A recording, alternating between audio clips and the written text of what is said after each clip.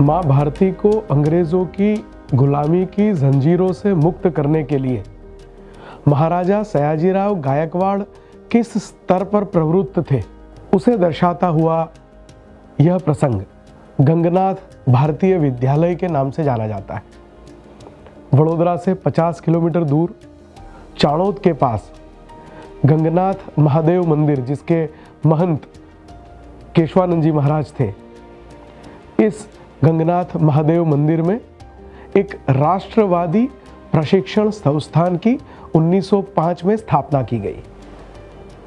महाराजा साहब की अनुमति और मार्गदर्शन से क्रांतिकारी अरविंद घोष, खाशेराव जाधव, मेजर माधवराव और एडवोकेट केशवराव देशपांडे, इन सब ने मिलकर 1905 में इस विद्यालय की स्थापना की।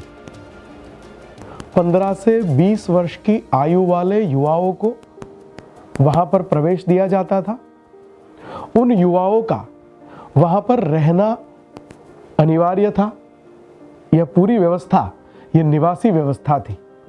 वहां पर उन्हें सैन्य प्रशिक्षण भी दिया जाता था। शारीरिक और मानसिक विकास, उसकी पूर्ण रूप से चिंता की जाती थी। वडोदरा राज्य के एक निवृत्त हवालदार को इसकी पूर्ण समय की जिम्मेदारी दी गई थी। प्रोफेसर माणेकराव और जादव बंधु इस पूरे विषय की पूर्ण रूप से चिंता करते थे।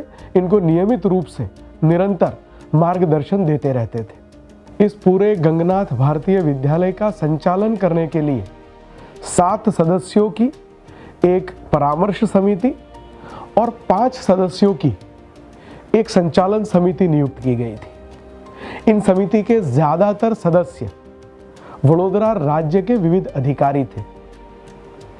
मूल रूप से यहाँ पर जो युवा प्रशिक्षण प्राप्त कर रहे थे, इनको 3 पुस्तकों का नियमित रूप से पाठ करवाया जाता था। पहला पुस्तक वीर विनायक दामोदर सावरकर का जोसेफ मैजिनी। दूसरा पुस्तक बंकिम चंद्र चट्टोपाध्याय का आनंद मठ का हिंदी अनुवाद आनंद आश्रम। और तीसरा समर्थ गुरु रामदास के जीवन पर आधारित रामदासी बुआ।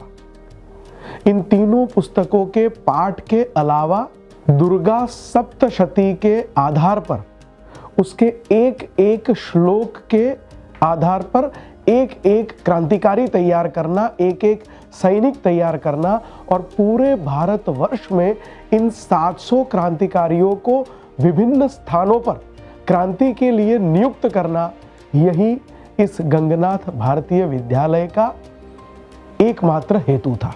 1917 में अमृतसर में क्रांतिकारियों के अधिवेशन में क्षितिनाथ बनर्जी ने इस गंगनाथ भारतीय विद्यालय का उल्लेख करते हुए कहा था कि बाह्य रूप से भले ही यह विद्यालय सामान्य रूप से शिक्षा देने का काम करता हुआ लग रहा हो, परंतु गुप्त रूप से यह विद्यालय भारत के लिए आने वाले दिनों में क्रांति को अपने कंधों पर उठाकर चल सके, क्रांति को अपनी जिम्मेदारी समझकर जो परिणाम दे सके, ऐसे क्रांतिकारियों का निर्माण करना था। इस प्रकार की क्रांति ये छुपी तो रहती नहीं है। धीरे धीरे बातें अंग्रेज सरकार तक पहुंचना शुरू हुआ। अंग्रेज रेसिडेंट ने वडोदरा राज्य को इसके बारे में पत्र लिखा। उनसे जानकारी मांगी गई कि इस विद्यालय में शिक्षक कौन है, वहां का पाठ्यक्रम क्या है, शिक्षकों को वेतन क्या दिया जाता है, प्रशिक्षण की विभिन्न पद्धतियां क्या है। वडोदरा राज्य के जो अधिकारी थे, इन्होंने बहुत लंबे समय तक इसका जवाब नहीं दिया।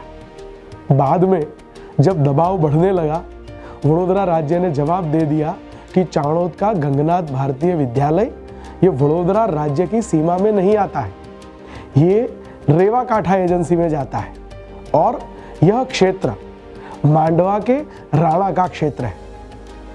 उसके बाद मांडवा के राणा के ऊपर दबाव बढ़ा और दबाव बढ़ने के कारण 1908 में यह विद्यालय बंद करना पड़ा। उसी वर्ष 1908 में 1 अगस्त को वडोदरा में अलकापुरी स्थित काशी विश्वेश्वर महादेव में इस विद्यालय को इसी नाम से फिर एक बार शुरू किया गया। 1911 तक यह विद्यालय चलता रहा। इस विद्यालय में शिक्षा प्रदान करने वाले ज्यादातर शिक्षक वीर सावरकर की अभिनव भारत संस्था के साथ जुड़े हुए थे।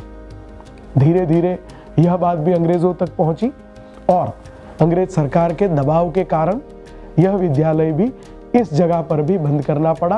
पर यह विद्यालय बंद होने से पहले पिछले 6 वर्षों में जिस उद्देश्य से यह विद्यालय शुरू किया गया था उसका काफी कुछ काम पूर्ण हो चुका था और आने वाले दिनों में यह कार्य एक नया परिणाम देने वाला था जो आने वाले इतिहास में स्वर्ण अक्षर में अंकित होने वाला था।